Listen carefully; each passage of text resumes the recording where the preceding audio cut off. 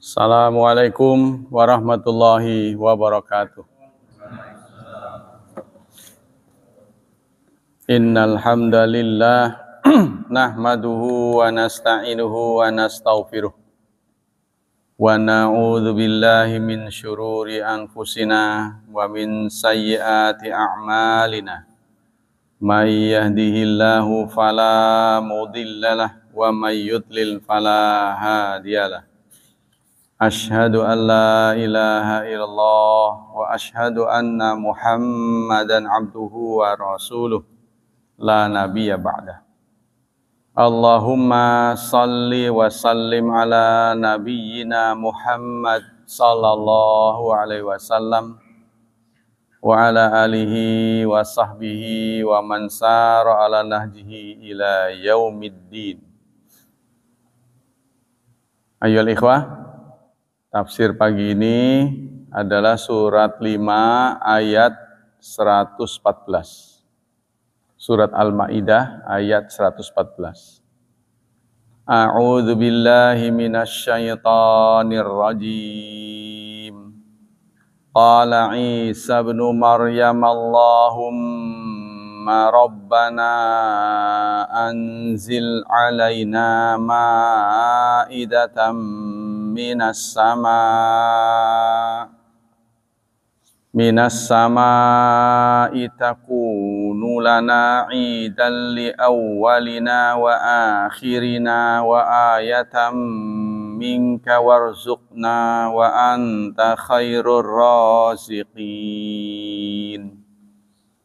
Qala Isa bin Maryam, berkata Isa bin Maryam, Isa putra Maryam, Allahumma ya Allah, Rabbana Tuhan kami, anzil alaina, turunkan atas kami, ma'idatan minas sama, hidangan dari langit. Takunu, dia menjadi lana bagi kami, idan hari raya, li awwalina, bagi orang-orang yang awal kami, wa akhirina, dan orang-orang akhir, generasi awal dan generasi akhir, wa ayatan minka, dan ayat dari engkau, warzuqna, berikanlah rizki kepada kami, wa anta, dan engkau khairur raziqin, sebaik-baik pemberi rezeki. Qala Isa bin Maryam Allahumma rabbana al-i'rab fi qawli Allahumma rabbana huwa anna lafzul jalalah Allah munada mabniun 'ala dhamm. Lafaz jalalah Allahu, ya, Allahu, itu menjadi munada, panggilan, ya, sehingga mabniun 'ala dhamm, mabni dhammah. Karena ini makrifat, mahal nasab, karena munada itu termasuk asmaul mansubat. Kemudian rob badalun, lafadz robbana itu menjadi badal. Kenapa Allahu kok menjadi robbana bukan robbuna? Karena dia menjadi badal dari tempatnya. Ada lafadz, ada huruf mim di setelah Allahumma, itu penggantinya dari ya. Jadi asalnya ya Allah. Jadi Allah, ya Allahumma itu ya Allah asalnya. Ya-nya itu diganti jadi mim. Jadi Allahumma. Wa in syi'ta faj'alhu sifatan ay na'tan wa sara mansuban li'annahu mudhafun. Takunu lana idan, al jumlah sifatun lima idah. Takunu lana idan itu menjadi sifat bagi ma'idah. Karena ma'idah itu adalah isim nakirah. Jadi jumlah setelah isim nakirah menurut nahwu itu menjadi sifat yang menjadi, ya, yang menjadi bagi kami hari raya. Nah, saya nggak akan banyak-banyak, kurang lebih itu. Yakni qala Isa bin Maryam, artinya Isa bin Maryam berkata mustajiban di talabi haulail hawariyin, dalam rangka memenuhi keinginan sahabat-sahabat hawariyin.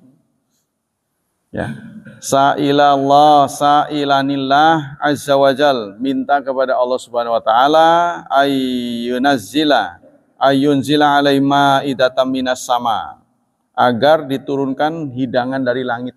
Ini permintaannya kan rada super rasional ya. Jadi atau hidangan kan biasanya bukan dari langit, dari dapur gitu kan. Ini minta dari langit. Nah kalau dari langit, apa yang nggak tumpah gitu.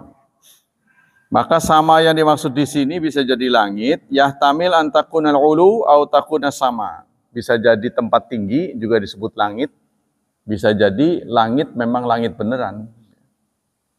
Jadi langit kita ini, atau memang tempat tinggi dari tempat tinggi. Nah, itu yang dimaksud dengan langit. Takunu lana idan, ay natadzakar huwa kalimatan jaa waktuha. Kullama jaa waktu. Artinya kami akan ingat menjadi id. Id itu ada sesuatu yang dia ulang-ulang. Seperti kita Idul Fitri, Idul Adha. Ini juga idnya sama. Kalau orang Malaysia mengatakan Aid, Idul Fitri. Nah, yang benar tuh Id. Karena ini Quran.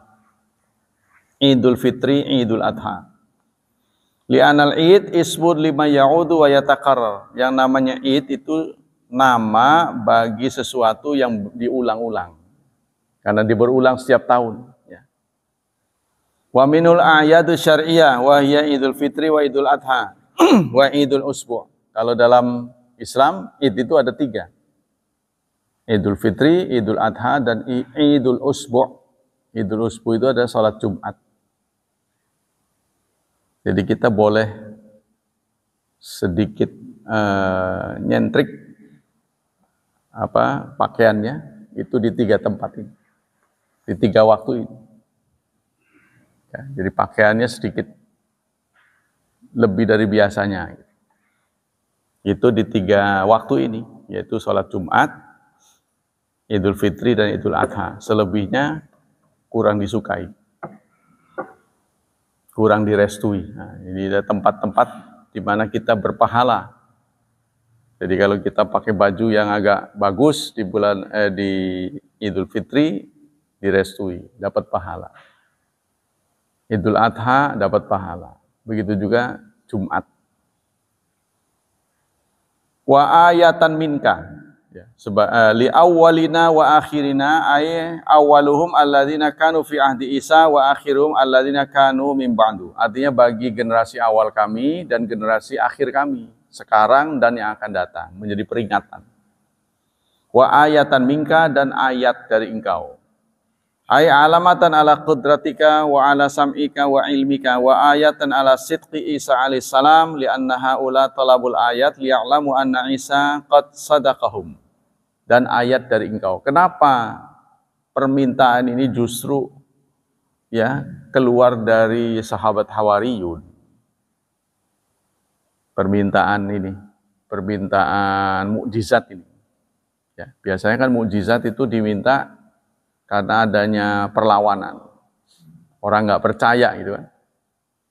Nah mereka ini maksudnya supaya mendapat restu. Jadi dengan mereka minta dikabulkan itu, wah berarti saya diakui. Itu katanya. Ya, rangkaian narasi ini dibuat oleh ulama tentu saja untuk menyelamatkan sahabat Hawariyun. Sebab kalau tidak nanti tafsirnya itu, kok sahabat Hawariyun melunjak amat gitu kepada nabinya, kok begitu. Ya, hal yang tidak mungkin dilakukan oleh sahabat Ansar dan Muhajirin. Mereka sangat sopan. Tidak akan pernah meminta atau menuntut sesuatu kepada Rasulullah. Rasulullah sendirilah yang. Nah ini kenapa dilakukan oleh Hawariyun? Sementara mereka adalah sahabat-sahabat Nabi Isa. Meminta sesuatu yang bahasa kita dalam tanda kutip nyeleneh. Kok minta hidangan dari atas? Kalau minta makan sih boleh-boleh saja ya. Warzukna, dan beri rizki kepada kami. Atau jangan mengatakan minta hidangan dari langit, tapi cukup minta rizki. Berikanlah kami rizki. Kan umum rezeki. Wa anta khairur raziqin. Dan engkau sebaik-baik pemberi rizki. Apa kesimpulan dari ayat ini? Annal anbiya alaihi salatu wassalam la yastati'un ayyatu bikulli ma yutlabu minhum wa annahum ka ghairihim muftaqiruna ila Allah yas'alunahu wa yalji'una ilaih. Nabi-nabi meskipun dibekali oleh Allah mukjizat, itu tidak bisa dikeluarkan setiap saat. Ya. Seperti kita punya keterampilan, kapanpun kita mau kan bisa. Ya. Contohnya kita bisa terampil sepeda atau motor, memperbaiki motor, kapanpun diminta bisa. Tapi berbeda dengan mukjizat. Mukjizat ini tidak bisa dikeluarkan oleh Nabi sekehendak mereka. Jadi mukjizat itu harus mengajukan permohonan dulu kepada Allah Subhanahu wa taala. Ini terbukti dengan Nabi Isa, tidak bisa segera ditunjukkan. Sama dengan Nabi Musa, wa alqi asaka, lemparkan tongkatmu. Ada perintah itu baru gitu. Jadi maksudnya walaupun tongkat itu masih di tangan Nabi Musa, tidak setiap saat tongkat dilempar berubah menjadi ular tanpa izin Allah.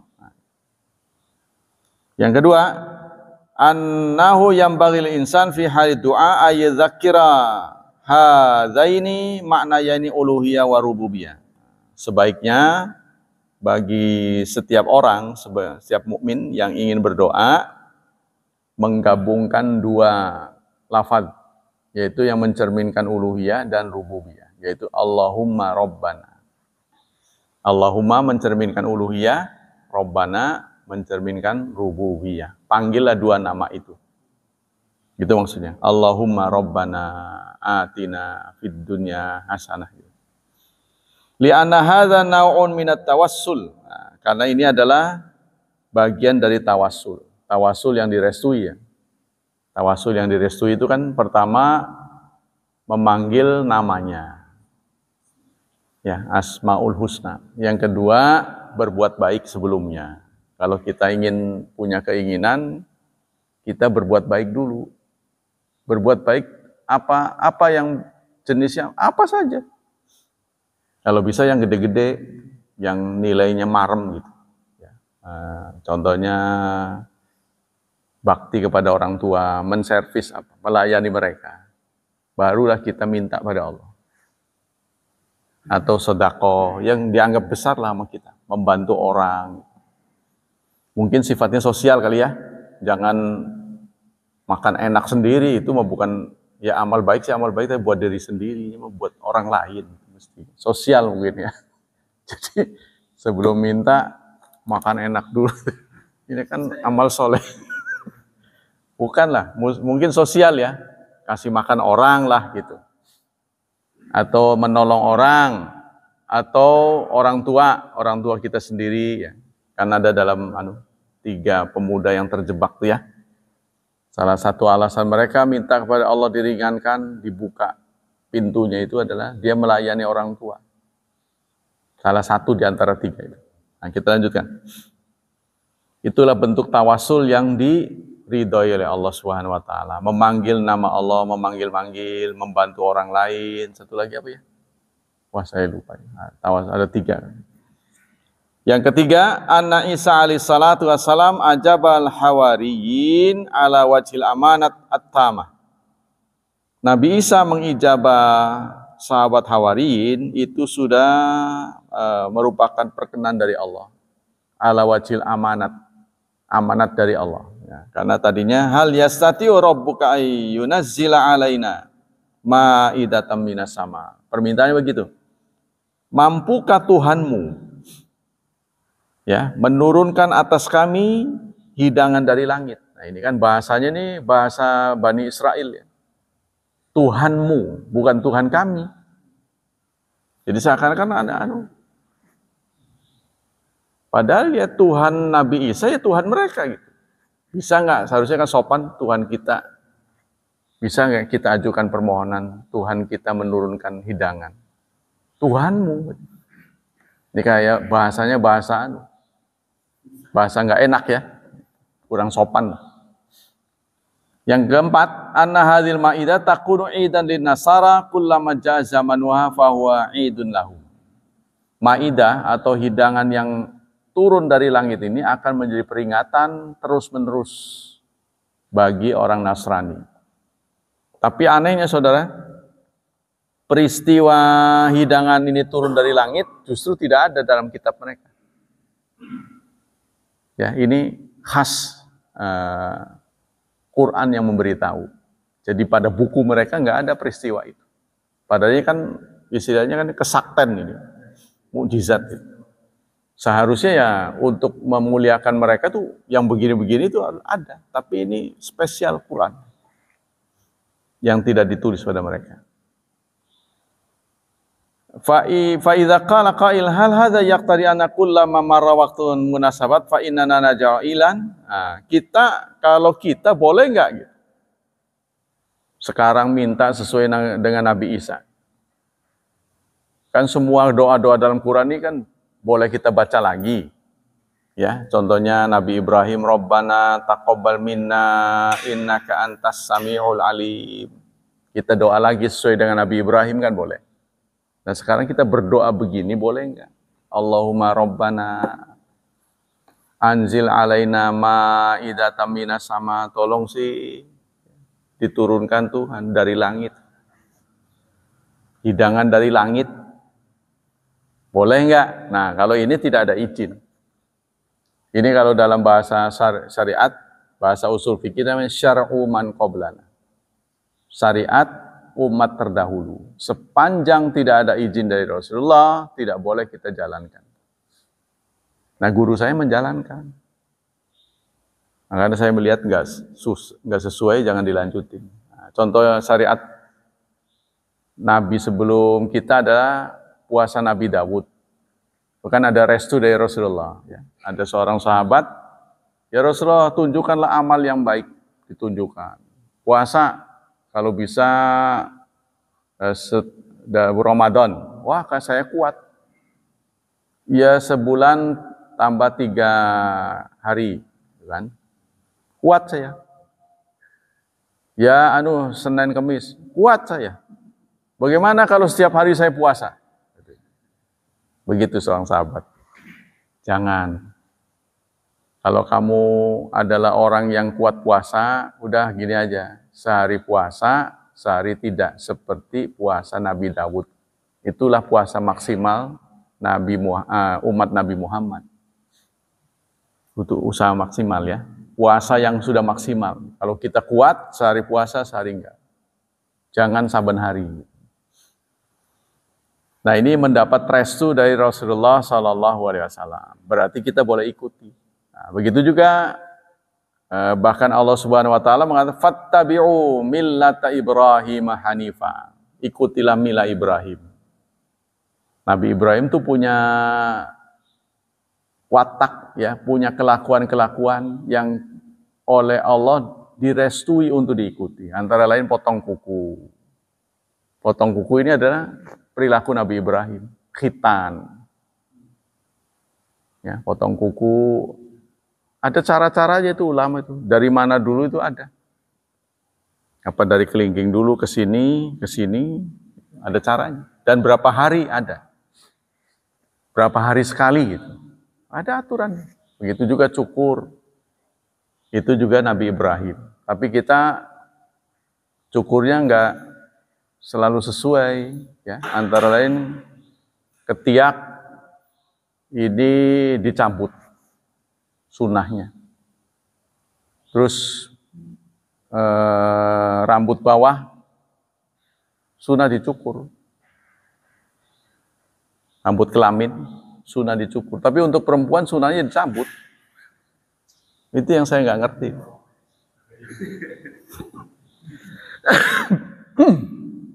Jadi di Arab sana itu ada alatnya, kayak kertas itu, ada lemnya, taruh di sini. Cabut gitu. Katut semua. Pelontos. Itu ada alatnya. Kalau satu-satu mah ya lumayan ya, berdarah. Ya.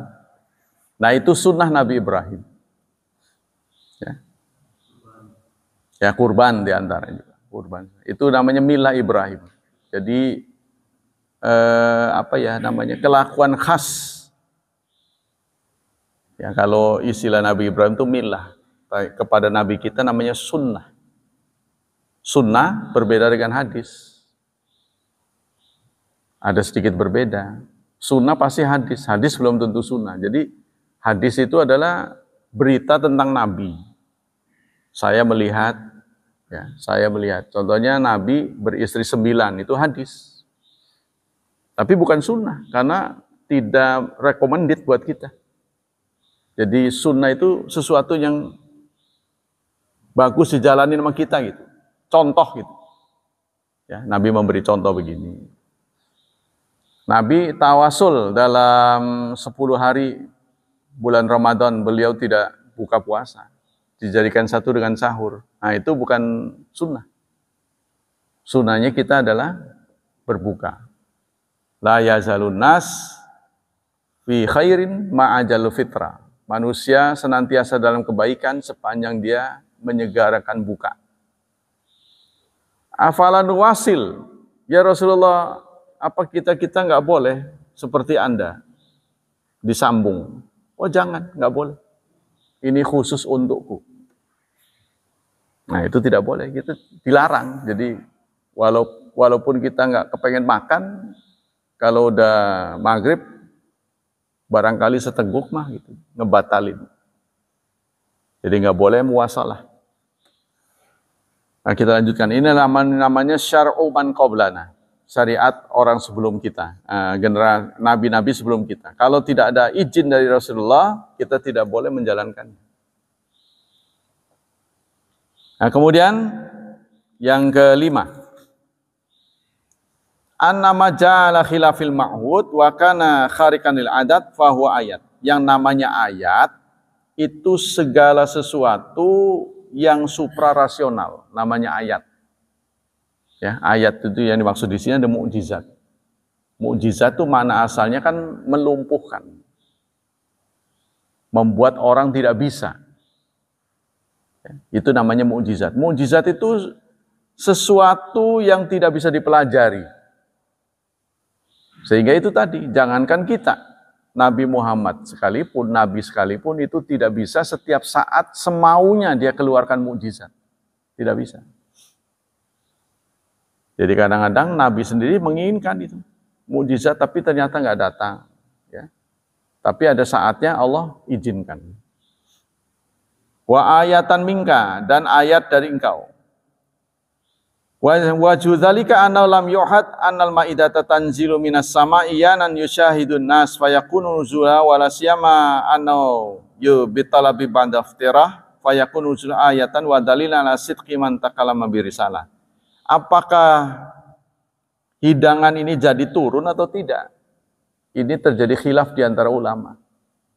Ya, karena Allah mengancam, aku akan turunkan. Tapi jika kamu tetap nggak percaya, maka akan diazab. Jadi karena mereka takut, nggak jadi turun. Ada yang mengatakan begitu. Ya.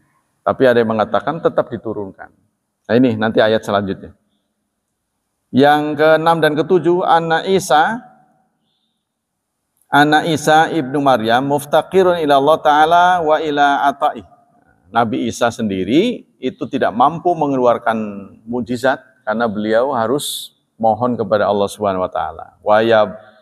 Wa yambani ala hadzal faida butlanu da'wan nasara annahu ilahuhum. Itulah tanda bahwa Nabi Isa ini bukan Tuhan. Kalau Tuhan dia bisa semaunya. Ya. Idza arada syai'an ay yaqul lahu kun fayakun. Tapi beliau tetap minta kepada Allah. Sehingga disinilah terjadi pokoknya terjadi sesuatu yang jelimet, mereka nggak bisa jawab. Siapa yang mematikan Nabi Isa? Kalau dia Tuhan, siapa yang mematikan? Kan Tuhan yang mematikan. Ya kan?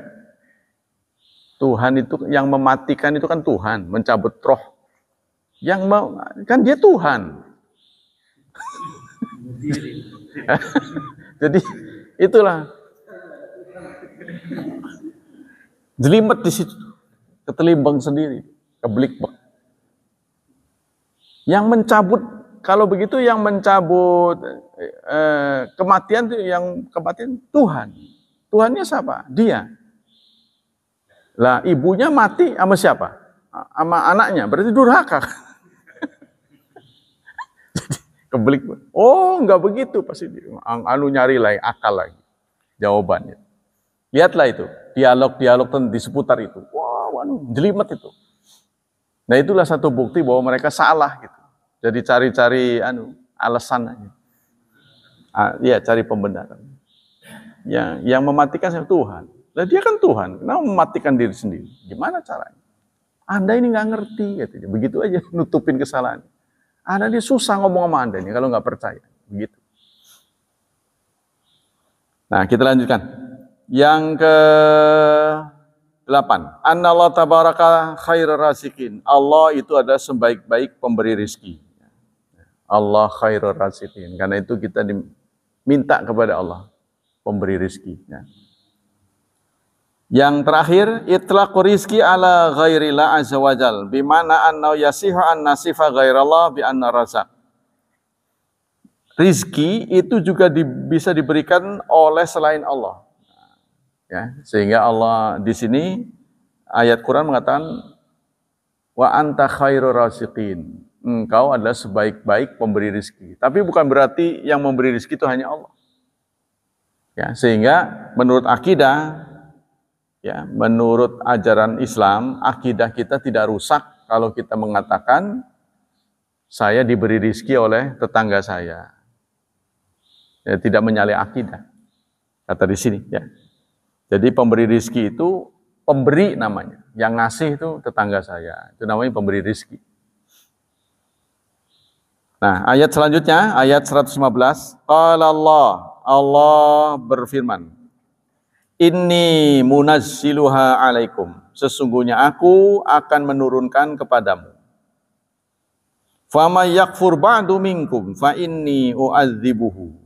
Maka barang siapa yang kufur setelahnya, setelah diijabah oleh Allah tetap kafir, fa inni u'adzibuhu, maka aku akan menyiksanya azaban, dengan azab la u'adzibuhu ahadan minal alamin, yang belum pernah aku mengazabnya kepada seorang pun dari alam semesta.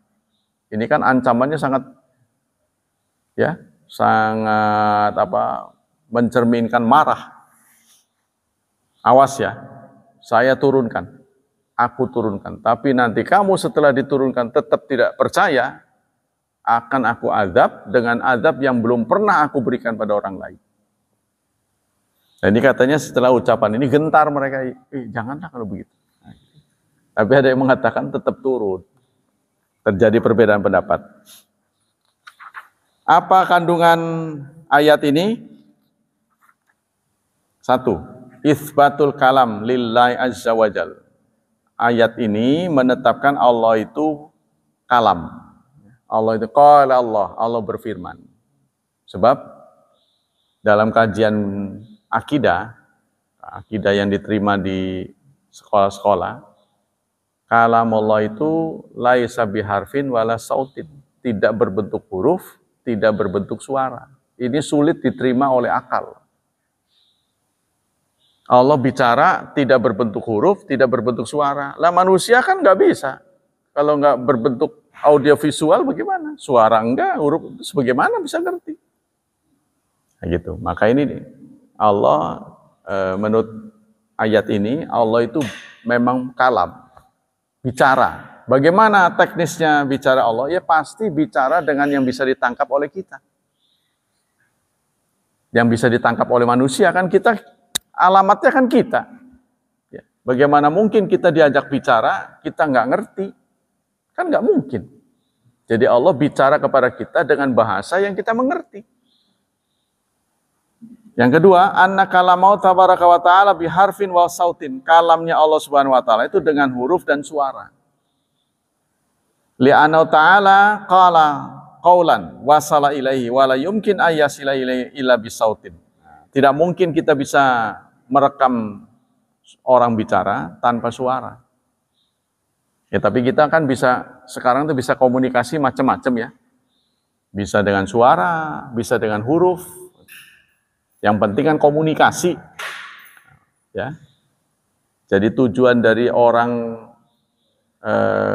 percakapan itu adalah ada pesan kan. Nah, pesan yang bisa ditangkap. Kita sekarang bisa nyuruh orang tanpa bicara.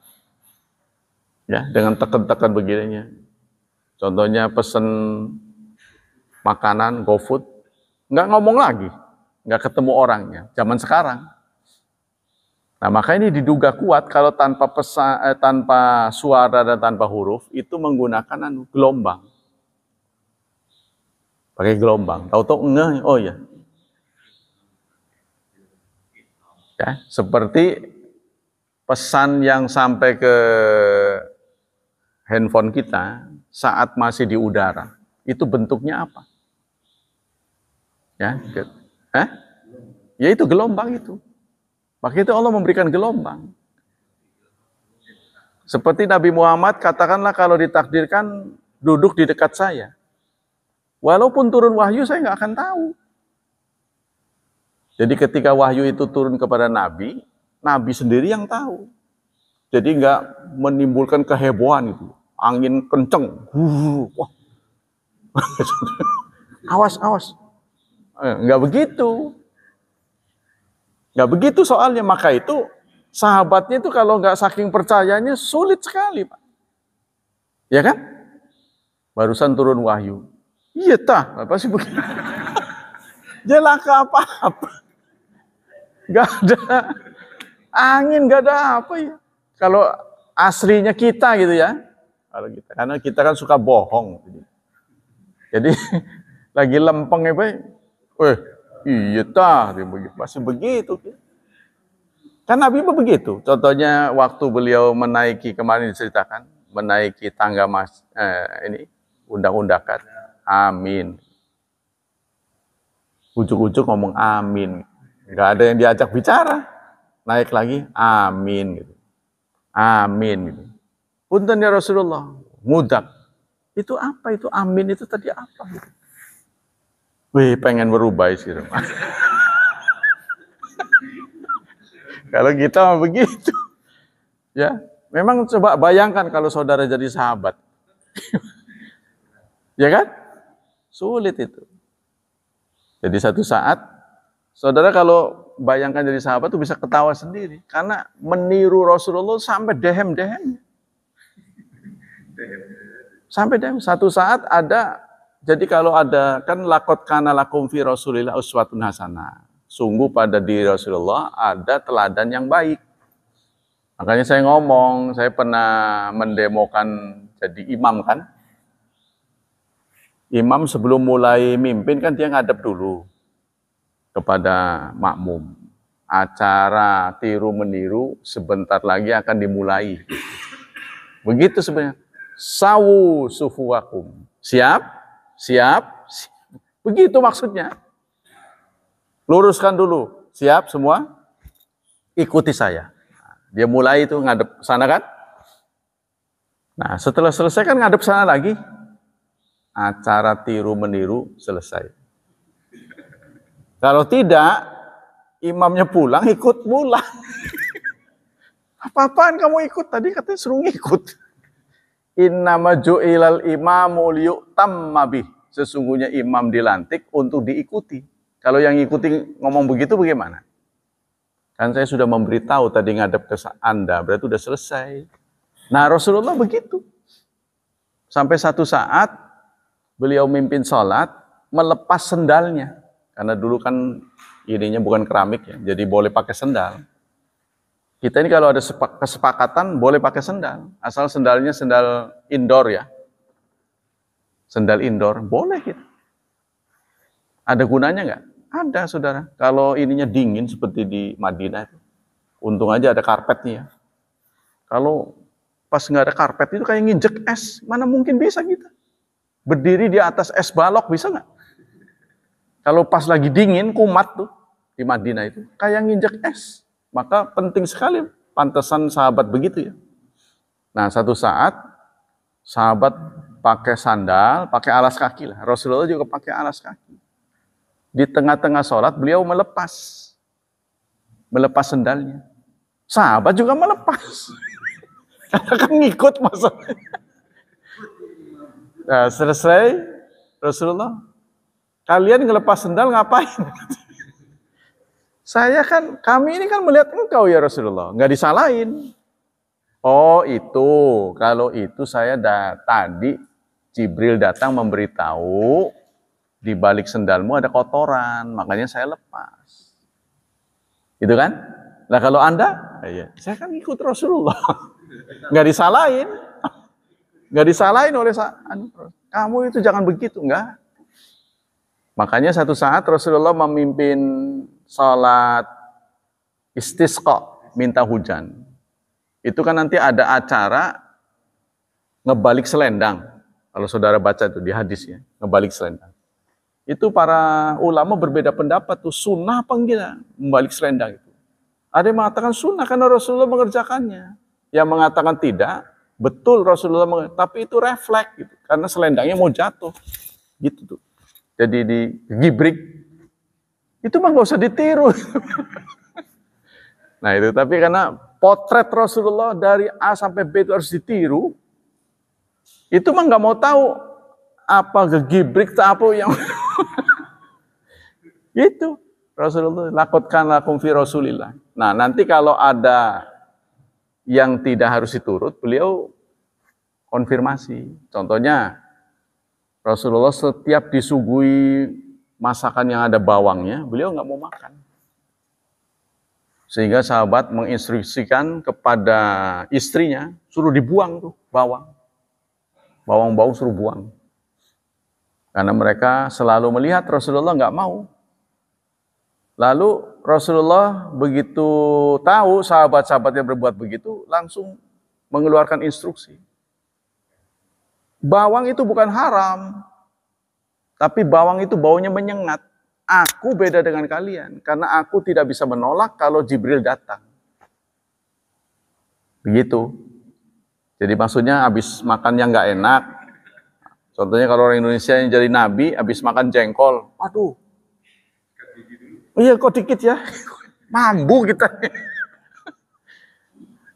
Nabi nggak bisa begitu. Kalau Jibril datang, beliau harus sampai satu saat membuat kecurigaan Aisyah. Ya, Aisyah mau udah siap diranjang gitu ya. Wow. Ternyata Rasulullah mindik-mindik. Sampai ke kamarnya mindik-mindik. Sampai bawa sendalnya mindik-mindik. Ini Aisyah tahu, karena beliau memang sengaja nunggu kan. Nah, diikuti oleh Aisyah. Ternyata Rasulullah menuju Baqi, kuburan. Nah, di sana dilihat oleh Aisyah, mulutnya komat-kamit. Ya kan dia mau lihat dari jauh, ngintip namanya, diikutin. Sebelum Nabi pulang, dia pulang duluan. Aisyah, begitu Rasulullah sampai di kamar, aku tahu apa yang barusan kamu lakukan. Kata Aisyah, punten ya Rasulullah, katanya. Maaf nih, gitu. Karena saya melihat kok aneh kelakuan Anda ini. Gitulah kurang lebih ya. Kelakuan kau kok beda dengan hari-hari yang lain, kok mindik-mindik, ini ada apa gitu. Aku lihat kau sudah tidur. Begitulah perilaku Rasulullah pada istri. Sampai tidak mau mengganggu. Aku lihat engkau sudah tidur. Segitu ini ya, sensitifnya seorang suami. Mungkin kalau kita punya istri seperti Aisyah, begitu kali ya. Nah, istri kita sudah rongsok. Males. Kalau kata orang, ibu-ibu aja marah, istri ABG gitu. Marah sih, orang saya lagi cerita kok marah. Jadi apalagi kejadian beneran, diceritain aja marah. Nah mungkin begitu Rasulullah, jadi sensitif sekali. Nanti kita akan baca sejarahnya. Rasul sebagai suami, Rasul sebagai panglima, Rasul sebagai kepala rumah tangga, nanti ada bukunya. Kita lanjut. Yang keenam. Berapa tadi? Yang ketiga, sekarang keempat. Ya, keempat ya. Yang keempat adalah isbatu af'alillah al-ikhtiyariyah. Bi anna azza wa jalla yaf'alu ma yasha. Allah mempunyai sifat ikhtiar. Jadi di seberang sono banyak orang beranggapan setelah Allah mencipta langit dan bumi, itu seperti manusia bikin jam otomatis. Tahu kan jam otomatis yang digoyang, dia nggak perlu baterai. Jadi bergerak sendiri gitu. Di sebelah sono filsafat mengatakan setelah Allah menciptakan dunia, maka dunia ini berjalan sendiri. Sudah otomatis. Allah nggak ngapa-ngapain lagi. Nah ini menurut manhaj salafus saleh salah. Kalau Allah nggak ngapa-ngapain lagi, buat apa kita berdoa? Ya kan? Berdoa itu sebenarnya menuntut perubahan, saudara. Sadar nggak? Saudara berdoa itu nyuruh Allah sebenarnya. Benar? Ya.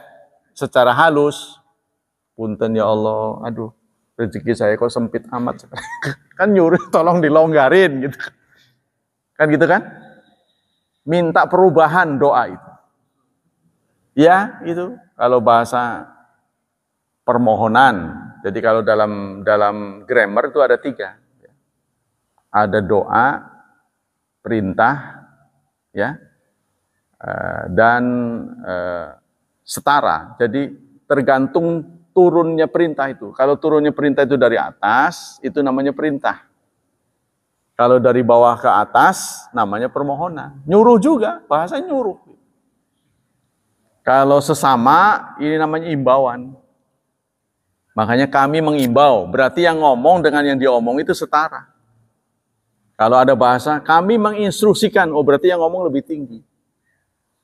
Kalau dia mengatakan kami harap, berarti kita di bawah. Ya, kami harap bapak-bapak tetap di tempat. Nah, itu berarti yang ngomong di bawah atau merasa rendah hati. Jadi bahasa begitu. Jadi kalau diimbau berarti setara. Menginstruksikan di atas, yang di bawah ajak ngomong di bawah. Tapi kalau kita di bawah mengimbau, meminta, memohon, bahasanya gitu. Ya ini namanya, dalam grammar begitu. Kalau dari atas ke bawah namanya amr, dari bawah ke atas namanya doa. Ya, kalau sesama saya lupa namanya, mula masa apa gitu. Jadi ini mengimbau sifat. Nah kita lanjutkan. Jadi Allah itu punya ikhtiar, Allah bisa merubah kapan saja. Bahkan kemarin sudah disampaikan termasuk ajal yang sudah ditentukan oleh Allah bisa dirubahnya. Ya karena yang menentukan Allah, Allah sendiri yang merubahnya. Dalam ayat Quran ada Allah yamhu wa yusbit. Allah bisa menghapus, bisa menetapkan. Nah di mana kemahatauan Allah? Nggak ngerti kita, nggak mudeng. Karena kita taunya cuma sebatas ini, Allah maha tahu. Bagaimana Allah mengatur kemahatauannya? Kok bisa berubah-berubah? Itu mau-mau Allah lah.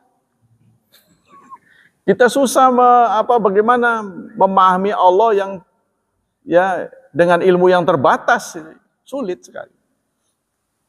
Nah, yang jelas Allah bisa berinisiasi untuk menentukan seseorang yang celaka menjadi beruntung, yang beruntung menjadi buntung. Kapan saja. Jadi kata orang tuh bagaikan kita ini bagaikan wayang bagi seorang dalang. Mau dimatiin boleh, dihidupin boleh. Nah, kita lanjutkan. Yang keenam, isbatun annal azaba. Yang kelima, khataru talabil ayat minal umam. Nah, meminta, menuntut sesuatu mukjizat itu hal yang mengkhawatirkan. Ya, menuntut sesuatu. Karena itu kita tidak boleh menuntut, ya mudah-mudahan diberi. Jadi kalau kita berdoa itu niatnya bukan menuntut. Nah, jangan menuntut. Niatnya apa?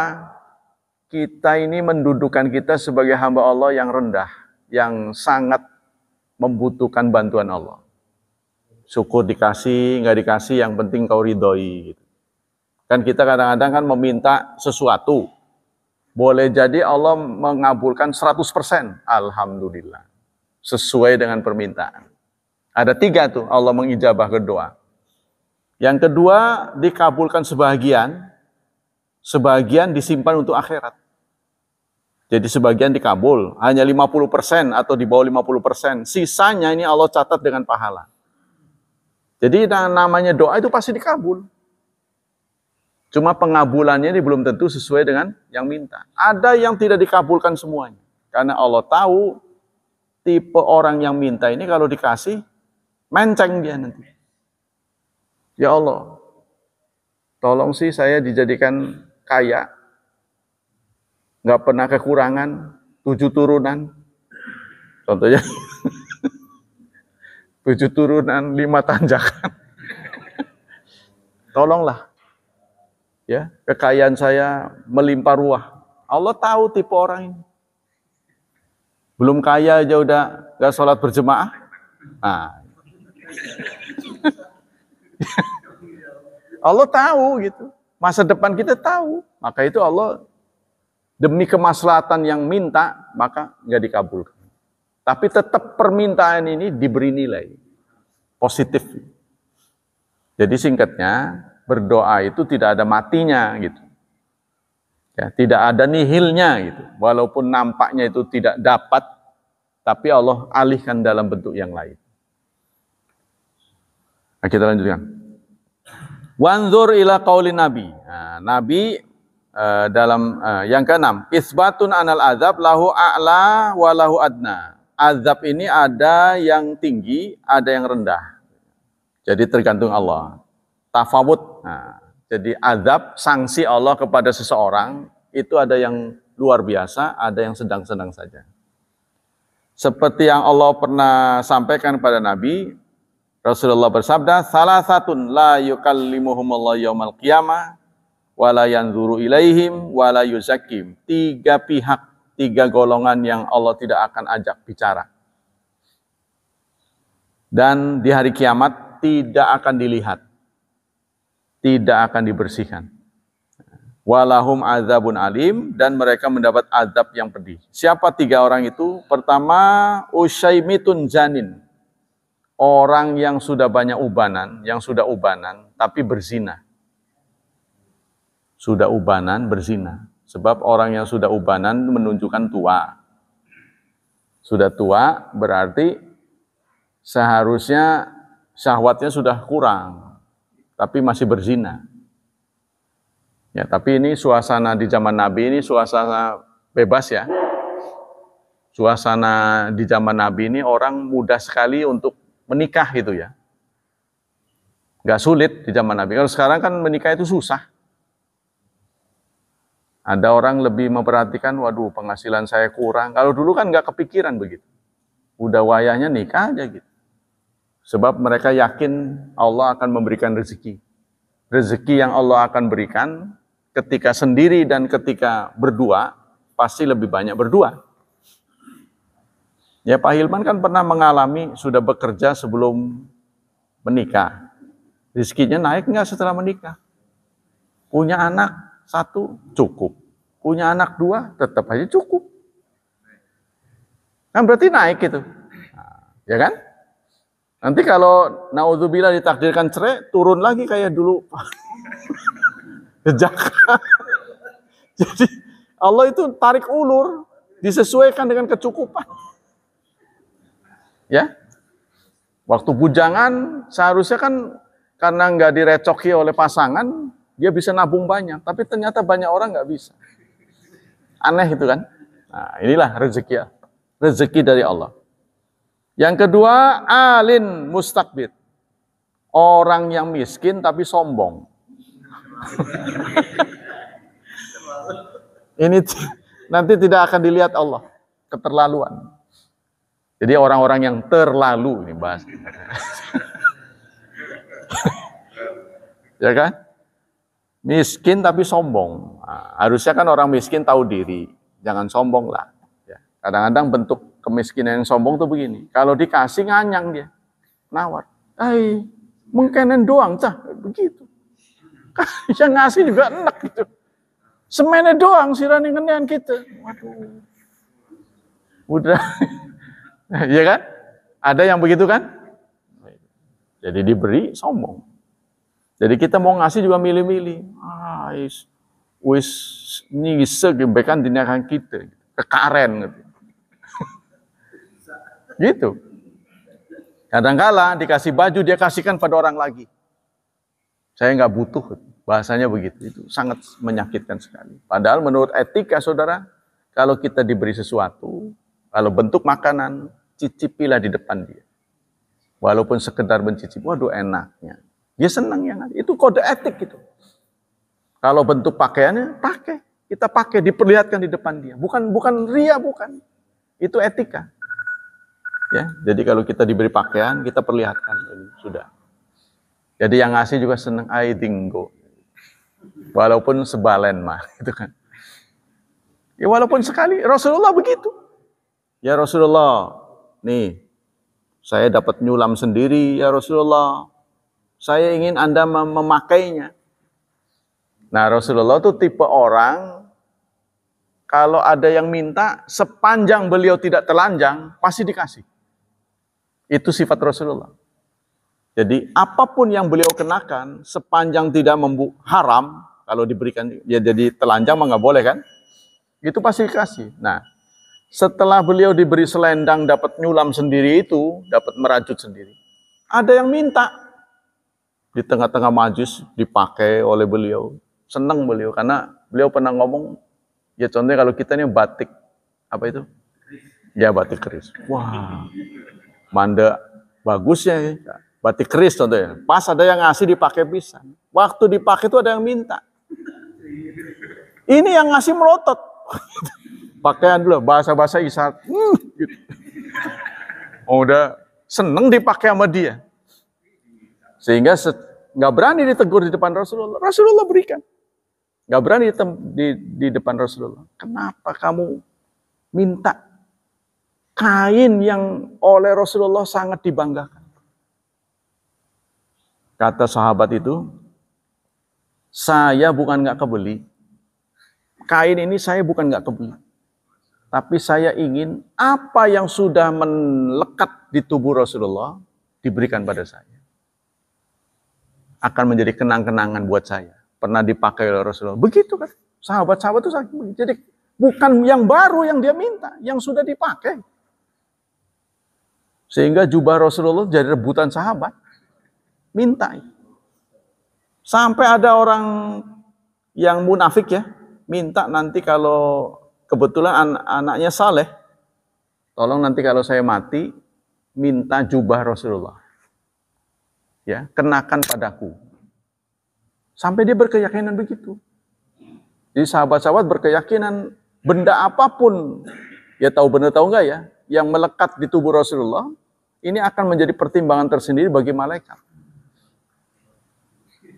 Gitu. Sampai segitunya para sahabat. Nah, kita kembali ke yang ketiga.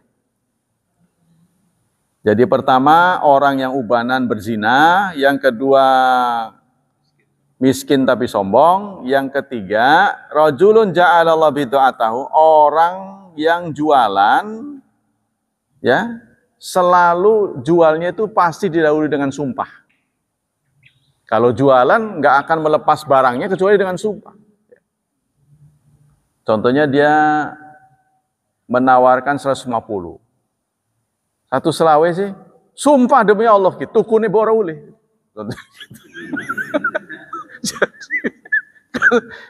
Selalu pakai sumpah itu. Maksudnya hadis ini menginspirasi kita jangan mudah melepas sumpah gitu. Demi bikin tukune ora oleh gitu. Gitu kan? Nah, ini orang seperti inilah kelak tidak akan diajak bicara oleh Allah, tidak akan dipandang. Nah, itulah tentang ayat Quran.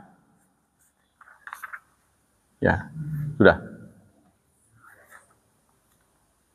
Nah, sisa beberapa saudara harus mengerti ya, setelah ini syuruk ini belum boleh sholat ya. Jadi jangan dikira sudah, belum boleh. Makanya kita isi lagi 12 menit. Jadi kalau pas matahari itu syuruk namanya. Matahari terbit itu masih haram. Ya. Jadi sholat yang haram itu mendekati zuhur, matahari tergelincir. Jadi kalau kita ragu lebih baik ditambahin, nggak boleh kurang. Begitu juga mendekati maghrib, itu tidak boleh. Harus pas maghrib. Nah begitu juga ini. Jadi dari subuh sampai matahari terbit nggak boleh. Matahari terbit sampai dengan 12 menit. Itu yang paling rendah. Orang lain mah 24. Ya, tapi guru saya menetapkan 12 menit. Yang namanya satu sepenggalah, gitu. Satu anak panah. Busur ya, setinggi busur gitu. Dari horizon ya. Nah, itu ditakdirkan 12 menit. Jadi itu belum boleh sholat. Makanya diisi dengan fatwa-fatwa dari Syekh Utsaimin.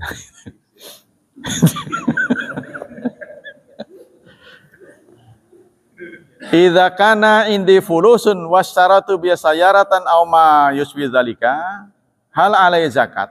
Kalau saya punya uang, saya belikan angkot. Ya, saya punya uang, saya belikan angkot. Lalu ya angkot itu hasilnya saya nikmati buat makan lah, ya, buat ongkos hidup. Pertanyaannya, apakah ada zakatnya?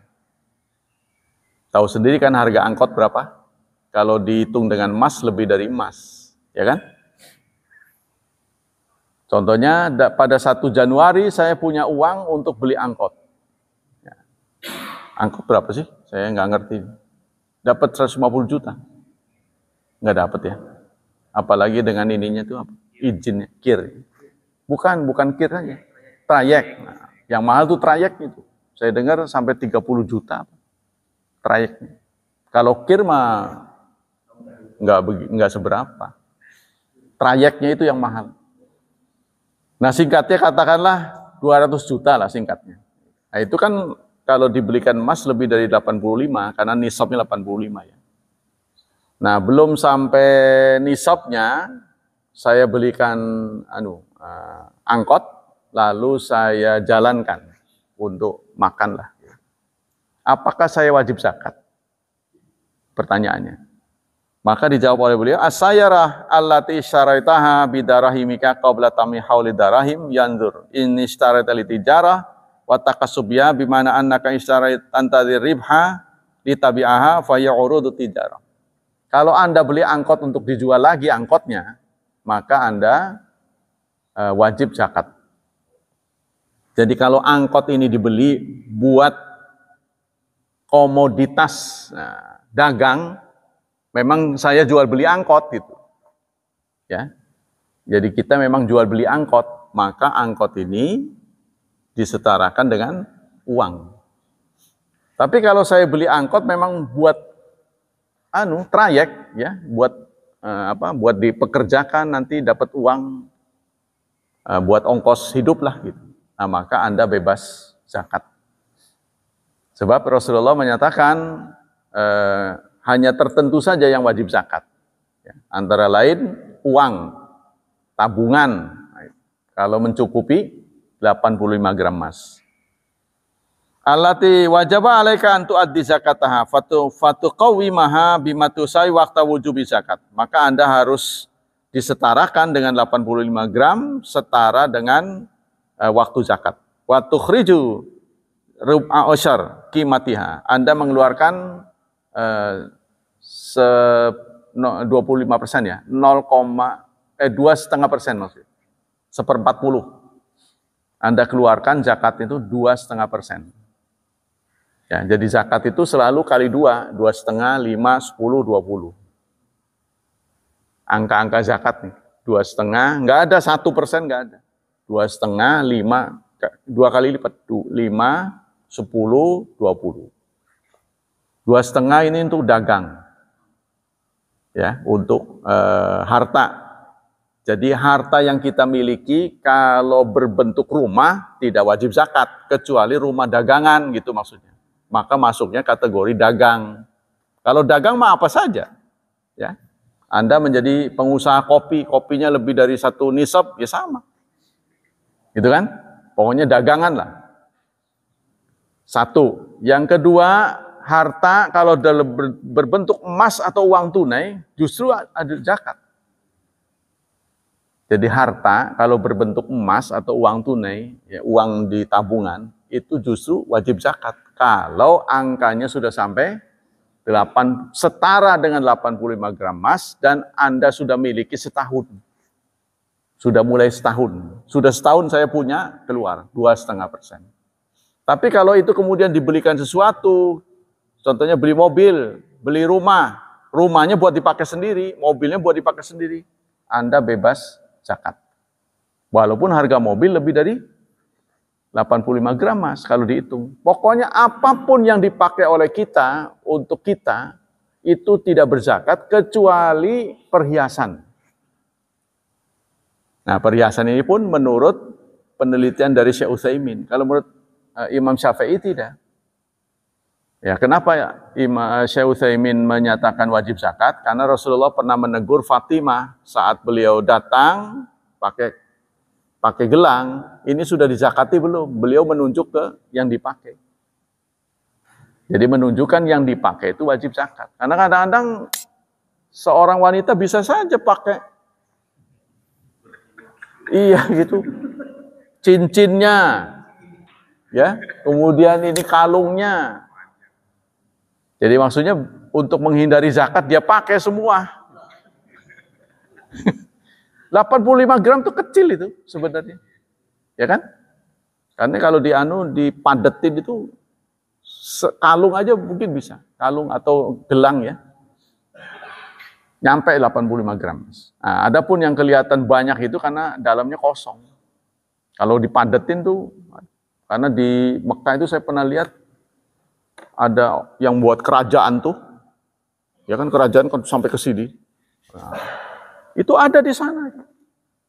Saya kira mainan, nggak taunya mas beneran. Karena di sana orang pencuri potong tangan ya, jadi aman-aman aja. Taruh digeletaknya dipaku. Dipaku kan, di dinding-dinding toko emas ya. Kalau di Indonesia mah nggak ada begitu, pasti semuanya iya di kerangkeng. Tapi di sana mah dipaku biasanya. Saya lihat batunya, wah satu-satunya mahal. Luar biasa. Nah kita lanjutkan. Laisa alal muslim fi abdihi wala farasi sadaqah. Beliau menyatakan itu ya tidak wajib sedekah. Apa yang kita miliki kita pakai sendiri itu tidak wajib sedekah kecuali perhiasan dan uang tunai. Nah ini berdasarkan hadis, tidak ada bagi seorang muslim pada hambanya, hamba itu maksudnya budak. Harga budak itu lebih dari sapi. Ya, tergantung kemampuannya. Ya, kalau budak perempuan cakep, muda pasti mahal. Ya, tapi kalau ada tua, peot, jelek, murah. Berarti itu hanya diambil tenaganya. Dulu orang tuh dijual belikan. Jadi ada pasar budak. Ya, tinggal mau beli yang mana gitu. Nah, yang kedua, wala farasihi, dan tidak pula kudanya. Tidak ada bagi seorang muslim pada hamba dan kudanya sedekah. Tidak ada wajib sedekah. Jadi kalau dulu kuda, sekarang mobil. Ya. Jadi kalau buat tunggangan itu tidak wajib sedekah.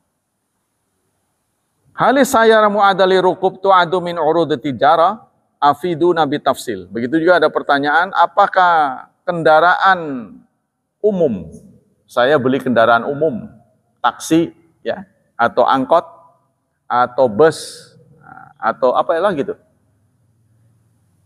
Buat traveling itu yang orang suka Cilegon, Bandung, apa tuh?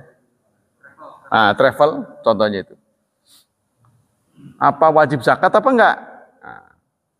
Dijawab oleh beliau, as-sayara mu'adalil urqub awlil ujrah laisat min urudi tijarah wa inna ma urudu tijarah mimma ma'urida li tijarah. Kendaraan yang digunakan untuk penumpang itu tidak termasuk barang dagangan, kecuali memang dia jualan angkot. Angkotnya dijual belikan, baru ya, berarti barang dagangan. Ai maka mu'adan li bai' wa syara min ajri ribhi, artinya didedikasikan untuk jual beli, fa hadza wa li hadza sumiyat urudan. Li ana ta'ridu wa tazul aw li ana turadu li takassub wa tijarah wa amma syai'un kasal insan bi iddikhar, adapun sesuatu yang disimpan, fa hadza la tajibu zakat, maka tidak wajib zakat. ai zakatul urud walakin qad tajibu fi ainihi kama fi saimati bahimatil an'am. Jadi harta kekayaan ya yang dipakai untuk sendiri itu tidak kena zakat. Tapi kalau yang untuk ditumbuhkan dalam bentuk hewan-hewan tertentu, padahal untuk peliharaan itu banyak. Contohnya lele, itu nggak kena zakat karena nggak ada ini. Tapi kalau lele buat jual beli, zakatnya jual beli, bukan lelenya itu sendiri. Kalau kambing kan memang kambingnya. Kambing 40, sudah saya miliki setahun, maka keluar 1. Apakah kambing itu Anda jual, apa mau milik, terserah. Pokoknya udah punya kambing 40, wajib keluar 1. Ya. Demikianlah hadirin hafizani hafizakumullah. Ada pertanyaan? Benar orang bertanya, apa yang saya lakukan, bakti apa yang saya bisa lakukan pada orang tua saat orang tua saya sudah wafat? Rasulullah menjawab, 1 dengan doa, mendoakan mereka. Yang kedua, tetap menjalin hubungan dengan orang-orang yang menjadi teman-teman dari orang tua kita.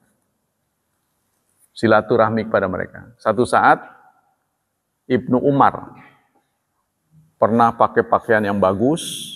Beliau pakai naik kuda, dia melihat ada orang tua. Dikejarnya orang tua itu, pakaiannya dia berikan.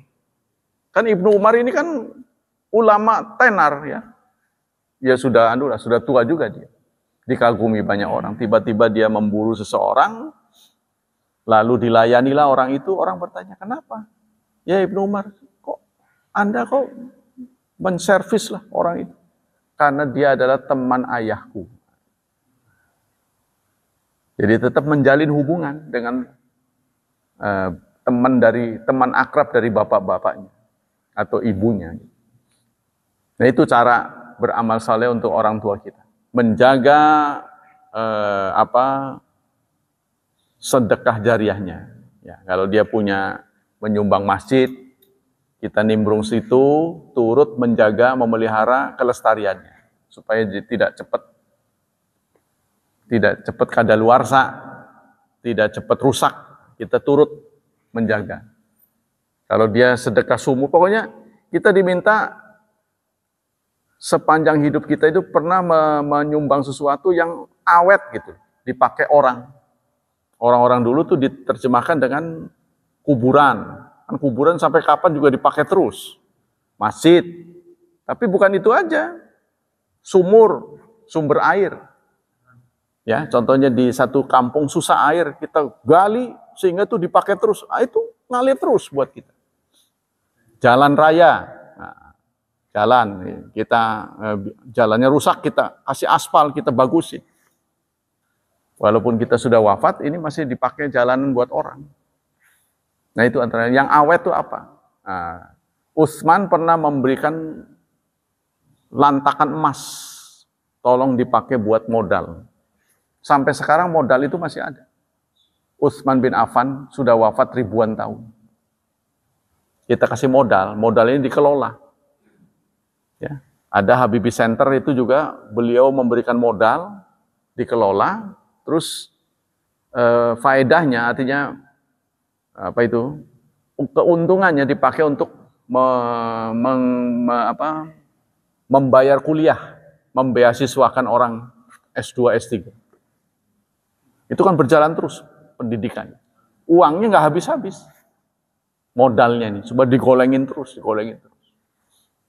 Nah itu Pak caranya yang kita bisa lakukan. Ada lagi yang bertanya? Ya. Itu bukan jadi setahun kita miliki, kalau kita memang nanamnya 100 juta kan sudah 85 gram ya. Nah, berarti memang 2,5 kali 100. Nggak perlu pakai itunya. Nggak perlu keuntungannya karena kena zakatnya bukan pada keuntungan. Kalau keuntungannya itu dagang. Tapi pada modalnya itu yang ditanam. Jadi singkatnya kalau kita mencermati ini, Islam tidak kurang menyukai uang yang tertimbun. Kayaknya begitu dipakai, bebas ya zakat. Contohnya diberikan mobil, bebas. Berikan rumah, bebas. Kecuali rumah ini buat kontrak. Kontrak ini pun kalau kontrak setahunnya nyampe bukan dari rumahnya, bukan, tapi dari uang yang penghasilannya. Itu Pak. Haulnya pas kita dapat uang, karena sudah berubah uang lagi. Dan ini sudah mencukupi 2 kan. Syarat zakat kan 2. Haul sudah setahun, dan nisabnya tetap nggak berubah. Contohnya kita dapat setelah dijual, katakanlah harganya 150 juta. 150 juta kan buat lebih dari 85 gram emas. Ini nyampe setahun nggak? Tetap terjaga nilainya. Kalau tetap terjaga sampai setahun, baru keluar. Tapi kalau di tengah perjalanan buat hajatan, buat bangun rumah, sisa lah 50 juta. Ya berarti belum. Kalau tabungan istri buat istri, tabungan suami buat suami, maka tidak bisa diakumulasi. Sama dengan kita memberikan emas pada anak-anak kita. Jumlah anak kita 4. Saya kasih 25 gram, 25 gram, 25 gram, 25 gram. Kalau kita mengenakan 25 gram ini tujuannya adalah nitip saja, nggak dikasih, cuma nitip pakai aja supaya dipakai gitu anak-anaknya, maka wajib zakat. Karena udah 100 gram kan. Tapi kalau 25 gram ini saya berikan, berarti sudah punya anak kita. Kan nggak nyampe zakat kan, nggak sampai nisab 25. Nah itu tidak kena zakat. Jadi suami istri, punya suami sendiri, punya istri sendiri nggak bisa digabungkan. Kalau digabungkan juga marah ya, karena punya dia. Contohnya gitu kan. Ah, berarti itu tidak kena. Tapi kalau suami istri sifatnya jadi satu, ya punya emas juga lah. Udah, urus saja. Gitu kan? Dia nggak mau. Nah, istri yang baik kan begini. Dia nggak mau hartanya karena dia yakin suaminya adalah orang baik. Selalu dijamin, ya buat apa lagi dia nabung. Setiap dia butuh, dia bisa ambil. Berarti itu sudah menyatu. Tergantung keuangan suami istri. Tapi kalau buat istri punya istri, buat suami punya suami, nah itu berarti tidak boleh disambung. Demikianlah hadirin, hafizani wa hafizakumullah, kajian pada pagi hari ini. Semoga Allah memberikan pahala yang berlipat kepada kita. Semoga Allah Subhanahu wa taala menjaga dan melindungi kita dari wabah dan fitnah. Semoga Allah berkenan mencerahkan masa depan putra-putri kita, membentuk mereka menjadi generasi yang salihin dan salihat. Subhanakallah wa bihamdik, asyhadu an la ilaha illa anta astaghfiruka wa atubu ilaik. Wassalamualaikum warahmatullahi wabarakatuh.